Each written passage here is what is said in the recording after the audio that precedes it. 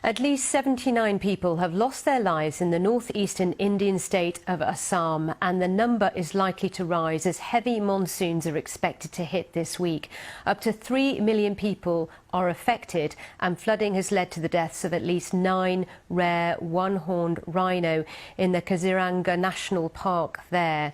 Well, let's go live to Delhi to talk to the actor Adil Hussain, who played in movies such as Life of Pi and The Reluctant Fundamentalist. He himself comes from Assam. Thanks for being on the programme. It's good to talk to you. Tell us more detail about what is happening in Assam and your concern about the lack of help for those who are dealing with this flooding.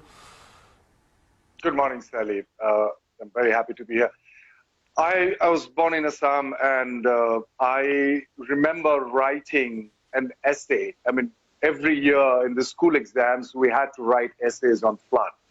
I mean, this had been a recurring event since time immemorial. I mean, since the time that I was born, and till today it is happening.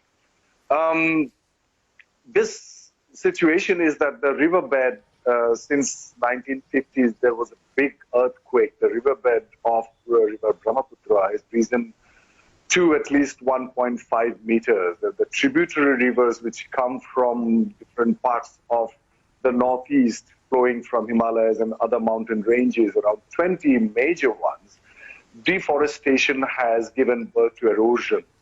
And so the erosion, the silt which comes, and the riverbed has risen on all the 20 tributary rivers, and therefore the water which falls, the rainwater, is not being able to be absorbed by the lands which are adjacent to the river Brahmaputra, and it flows very quickly into the river Brahmaputra, and the river rises pretty soon, pretty quickly.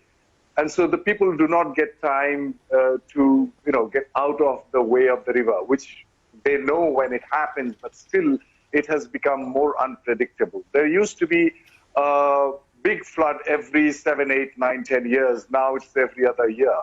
So we are completely helpless. And also that what you have mentioned, that a lot of animals have died, the Kaziranga National Park. And the funny thing is that the national park and the highland where animals would go and take shelter during the flood, there is this national highway which runs between this highland and the national park, and we have been demanding that that particular section of 40 kilometers should be elevated so that the animal corridor is, they're free to go towards the highland from the Kaziranga National Park side. You and others have been campaigning about this for some time. As you say, this is becoming a more frequent event now. 79 people losing their lives this time. Yes. What's the response been from the authorities? Well, it had been always, there is a history of central government's neglect towards the northeast. It had been there since my childhood. I have seen it. And most probably because the population is very little, and the member of parliament, the seats of, representing that part of the world, northeast, the 8 states, to the central government is only 24 in the lower house and 14 in upper house. So we don't have much, our voices are very small.